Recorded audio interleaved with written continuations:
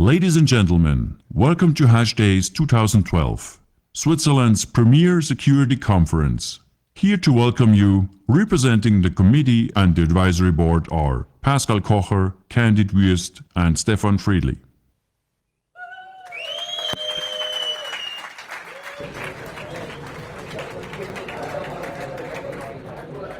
Good morning, everyone. Good morning. More coffee?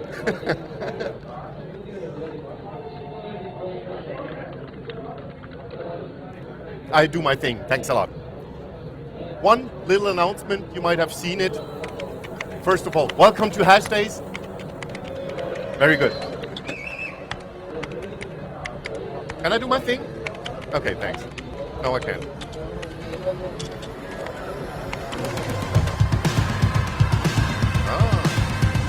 Let's all stand up and dance.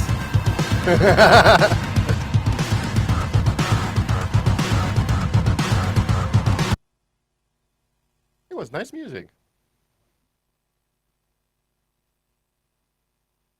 Muss ich das zuerst booten? Ah, welche Seite? On.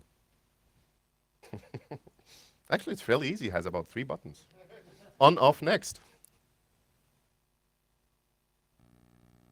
We are sold out.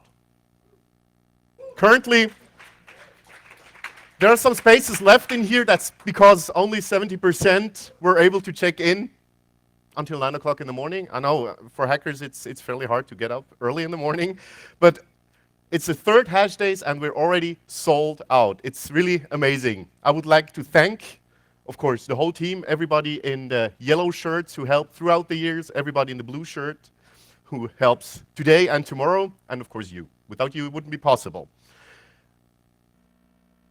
And of course, without the sponsors, it would not be possible. We have gold sponsors, Fortinet, Ball, and Swisscom.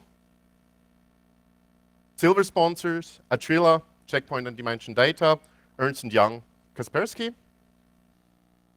Academic sponsor, Facebook, and supporting organizations, besides London and ISC Square. Now, who are we anyway? I know for the people of you who are here the third time, we're like a beer-drinking group of consultants. No, but who is DEF CON Switzerland? DEF CON Switzerland is a Swiss association founded in 2008, so even more than 3 years. We had a little time getting the first Hash Days up and running. What are our goal? The goal is the technical knowledge transfer. All members and founders are from the Swiss IT security scene. Let's call it professionals, of course. And we have a monthly meeting. It's called Beer on Tuesday. That's why we call it the beer-drinking security professionals. It's in Zurich, Bern, and Geneva. And we have a yearly conference, and that's where you're at right now. Hash Days by numbers. It's the third time I'm doing this. For you to be clear, the numbers in the brackets in the back, the first one is last year, the second one is the year before, and the fat number is actually the current year. So number of CFP entries, we were stable at 50. Total internal emails, we doubled to 50,000. We're going green. You see it also in the paper printed. We halved the paper printed from 200 kilograms to 100 kilograms. That's why we have such a lot of blue shirt people carrying around paper. Sponsorings contacted, a lot of work during the year, 221 sponsors. And now, to the fun part. Time to brute force a suitcase lock. One person in here had a problem opening his suitcase. He forgot his lock number, so he had about 30 minutes to open the 3-digit suitcase lock, so it's fairly doable. The next line, items confiscated at customs would have helped. It's actually a picking set and a picking gun, 2 picking sets and a picking gun, so, but apparently it's back here. The third thing is not on here.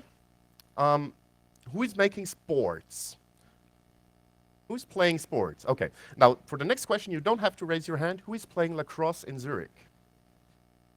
If you're playing lacrosse in Zurich, you might want to change your email password. You just popped up on the wall of wasted wisdom. Just go have a look, change your email password, ask your provider to use SSL, and make an encrypted connection. Thanks a lot. I'll see you later. I hope tomorrow.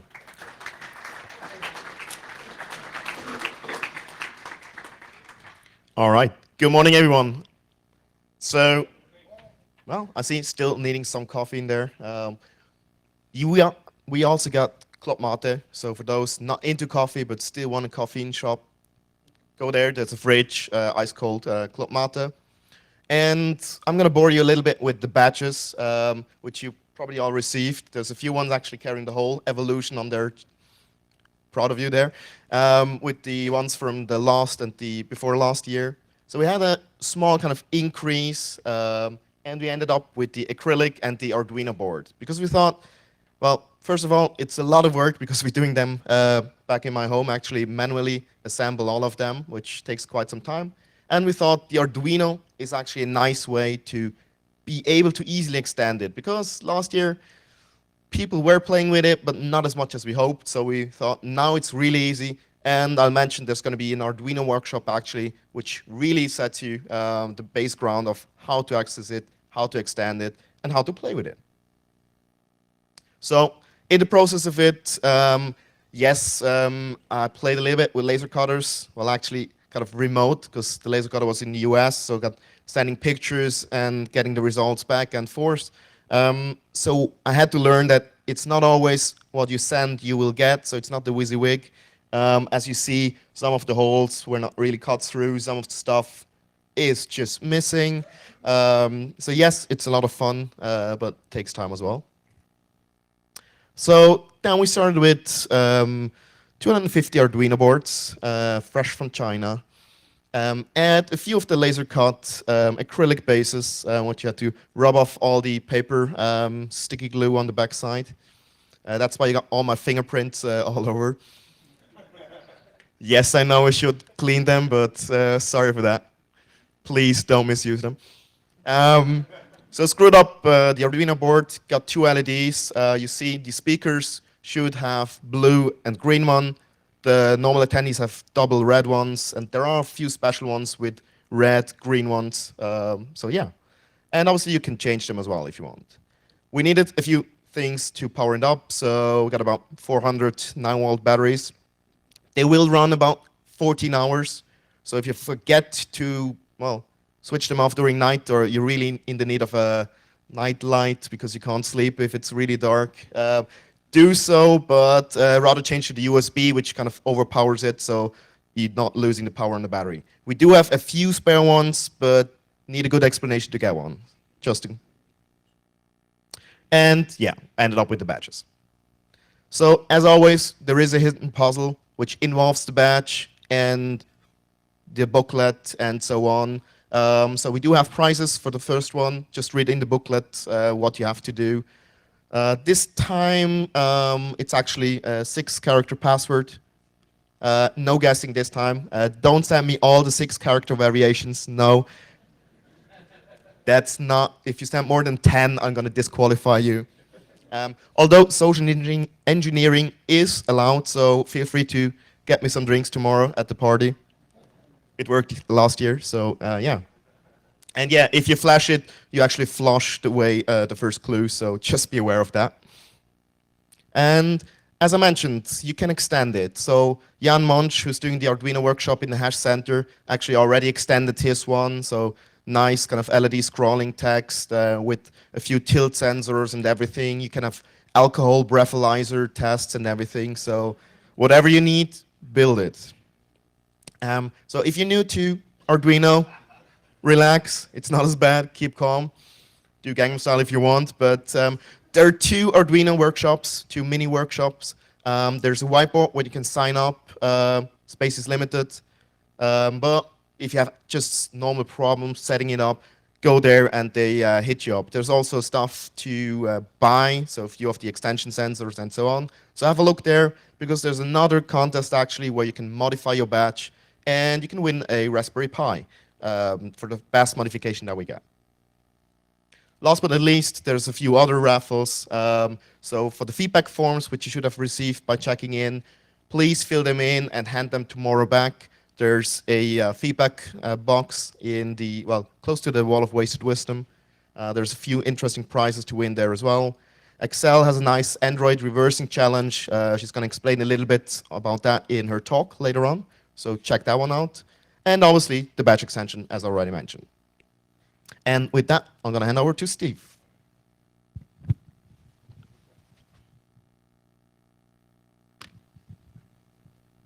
Hi. Oh yeah, apparently that's a thing now. Good morning. Yeah, it still works, okay. So yeah, there are a couple of more things. As you see, we have 3 people on the opening ceremony this year, so I'm the 3rd one, and there are only like 7 to go, so you should be good. No, seriously, I'm the last one, so don't worry about that. So, first thing first, I know a lot of you use Twitter, and we like that. And we would like you to tweet about the conference, what you like, what you don't like, give us feedback, give the speakers feedback. But whenever you do that, please use the hashtag #hashdays. I know it sounds redundant, and it's kind of repulsive to some of you because it's redundant. But if you just use #days, then things get mixed up with other weird stuff. So please adhere to that. You can also follow us at #days for schedule changes, stuff like that. We don't have a lot of changes this year, but it might be useful at some point. We'll also communicate those changes in the room, so don't worry. If you have questions, you can get answers there if you're really, really shy and don't want to talk to us, so that's okay. No hard feelings. Most of us showered this morning, so it's not that much of a problem, but still, Twitter's there for you. So I mentioned some schedule changes, and there's actually only 1 or 2, depending on how you want to look at it. And we had to switch the marks. So on the printed schedules, Mark Ruerf is listed as speaking in the morning, and Mark van Hauser will be speaking in the afternoon. It's actually the other way around. So IPv6 will be from 11:20, and Mark's firewall review, Mark Ruerf's firewall review, will be from 4:30 in this afternoon. Yeah, so let's get to the interesting stuff. As you know, every year at #days we try to make a little social event. We call it social event, so the people in the audience that work for governments or big-ass corporations don't have to tell your employees that you're going to a party. So this year is actually a little bit special because we have some changes. Who's been to the party last year? Raise your hands if you're awake enough to do that. Okay, that's cool. So we're at the same place as last year, which is basically you go out of the hotel, you walk 20 steps and you're there. So you don't have a lot of excuses not to come. And this time we have the whole location to ourselves. No fancy nurses this time, but I know, I'm sorry. We kind of had to make changes because hackers don't always mix well with, people. So, so to make up for it, we want to make something a little bit special this year, and we optimized #days a little bit this year, so we had a little leftover money, and we also talked to our friends at IOActive. So we actually have a decent stock of free drinks for you guys.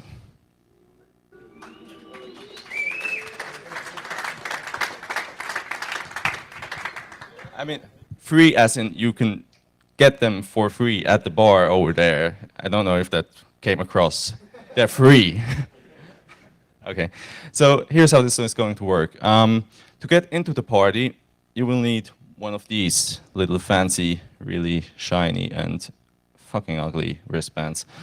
And you can get those starting from, I think we'll start to put them up at the registration desk maybe an hour from now, so just pick yours up. So all the speakers and all the people from the committee have those fancy bands that say VIP for whatever reason. And those are the people who can get free drinks. So this is your chance to talk to some really good people from the industry. I mean, not us, but the speakers. And actually get them to buy you drinks. Does that sound good or acceptable to you? Okay. So yeah, we'll see you there. We will also have a DJ. Things should be good. If you need anything, come up to us and we'll make it happen. So without further ado, I would like to introduce our keynote speaker for this year.